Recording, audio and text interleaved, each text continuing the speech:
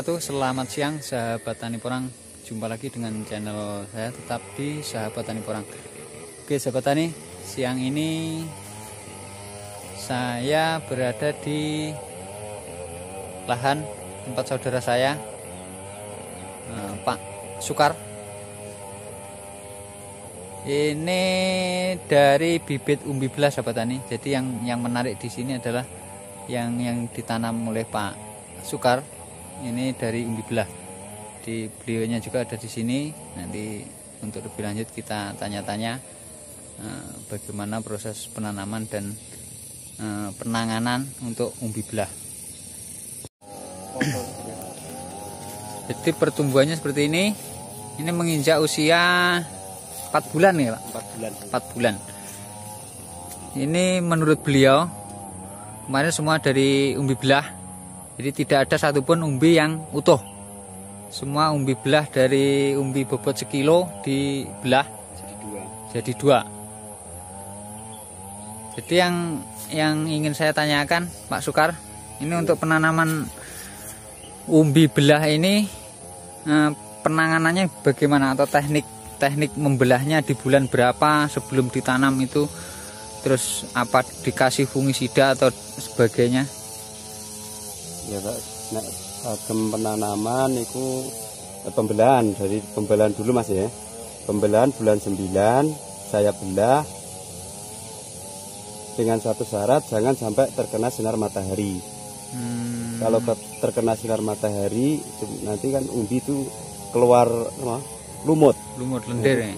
Keluar lendir, bisa membusuk. Ya. Nah, itu saya karantina dalam rumah atau di angin-anginkan gitu.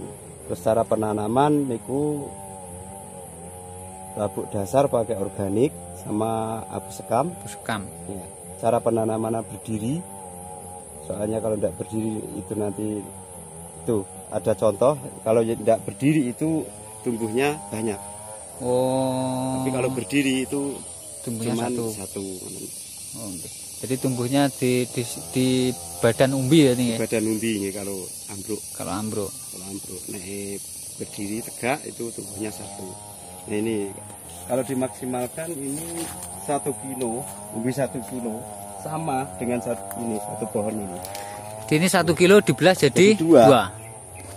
Diutuhkan tetap segini, jadi 2 juga segini. Nah, keistimewaannya sama buahnya. Kataknya juga sama. Kataknya sama, isinya tetap 2 kali lipat. 2 kali lipat dari umbi yang satu. Iya. Tuh, nih. Itu istimewanya. Jadi setelah dibelah itu butuh berapa hari untuk dikarantina, Pak Sukar? Ini kemarin sekitar 2 minggu. Jadi 2 minggu untuk menunggu pulih bekas luka belahan nih ya. Bekas luka belahan itu 2 minggu. Sehabis dibelah itu kan saya kasih atasnya itu kokofit, Mas. Oh, sabut kelapa. Oh, ditabur kokofit. Iya, ditabur kokofit. Cuman itu. Enggak pakai apa-apa. Tidak pakai fungisida atau abu. Pakai itu pora dan bubuk untuk membunuh apa itu namanya? Telur-telur kuman yang ada, sisa-sisa dalam ini. Kutu ya. Kutu ya, itu saya kasih pora dan bubuk. Iya. Jadi tidak memakai abu sekam untuk diolas bekas luka itu enggak ya? Busuk Mas, kalau dikasih abu sekam, saya habis dibelah kasih abu sekam seperti kentang itu busuk. Jadi bagusnya malah dikasih kokopit Mang ya? Dikasih kokopit itu intinya kena panas tidak terlalu panas, kena angin tidak langsung. Jadi dia gimana ya? Bekas luka itu kan tubuhnya seperti enggak, kita kena belah, kita kan punya darah putih ya, darah putih. Itu kan yang mengembalikan dia kan itu. Oh, memulihkan lukanya. Lukanya itu. Okay. Itu pengalaman saya seperti itu. Alhamdulillah 100% normal. Dan semuanya tumbuh ya? Tumbuh semuanya. Dan di sini yang saya lihat sahabat tani, tidak ada satupun tanaman Pak Sukar ini terkena busuk batang. Ini memakai sistem 1 gulut 2 jalur. Jadi untuk kelembapan tanah memang sangat bagus karena tanamnya jadi rapat, daun saling bertemu. Nah, ini kemungkinan yang tanaman-tanaman Pak Sukar ini tidak terkena busuk batang ini menggunakan abu sekam yang sudah diketahui memang abu atau arang itu sangat baik untuk menjaga pH tanah.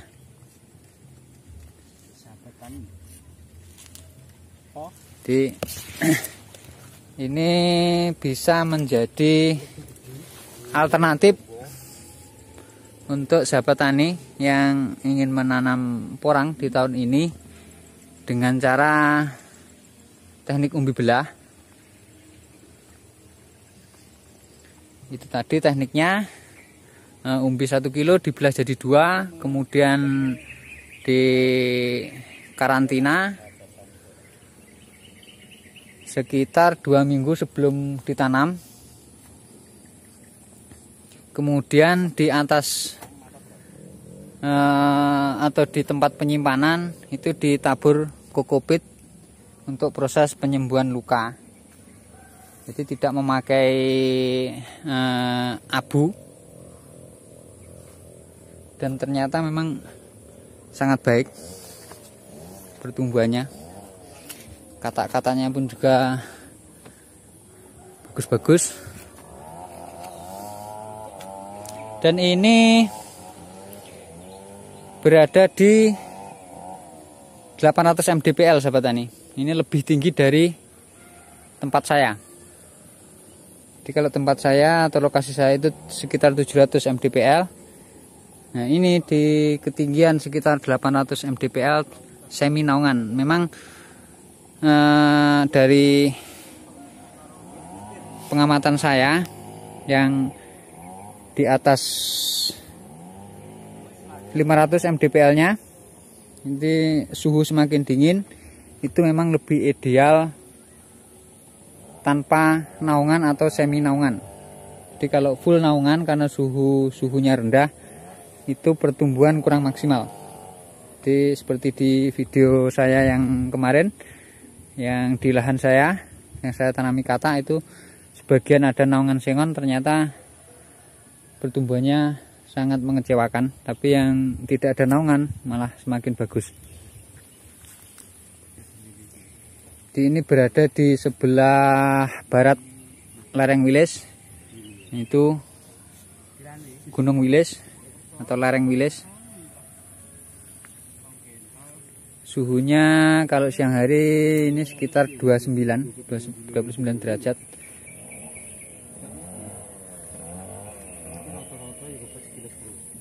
Ini cuman ada beberapa batang yang terkena bercak daun, tapi kalau untuk busuk batang tidak ada sama sekali.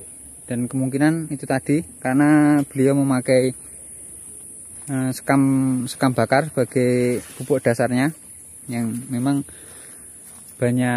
sudah banyak yang mengaplikasi sekam bakar. Itu bagus untuk menjaga pH tanah, karena porang itu sangat sensitif ketika pH tanah menurun atau tanah asam. Itu sangat sensitif perubahan dari perkembangannya. Nah, porang akan menguning atau seperti melambat pertumbuhannya. Dan untuk mdpl 800 memang untuk ripahnya paling terakhir, dari semakin tinggi tempat porang itu tumbuh, itu masa dormansi semakin lambat. Beda dengan mdpl rendah yang di bulan ini rata-rata sudah mengalami ripah. Tapi kalau di sini ini masih segar bugar. Ada yang ripah tapi belum banyak, bisa dibilang masih 0,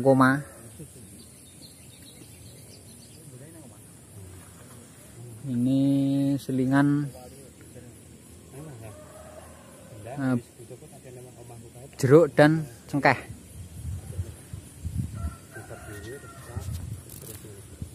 Baik sahabat tani, demikian sharing kita kali ini. Semoga ada guna dan manfaatnya. Apabila ada kekurangan kesalahan dari saya mohon maaf yang sebesar-besarnya. Saya akhiri. Assalamualaikum warahmatullahi wabarakatuh.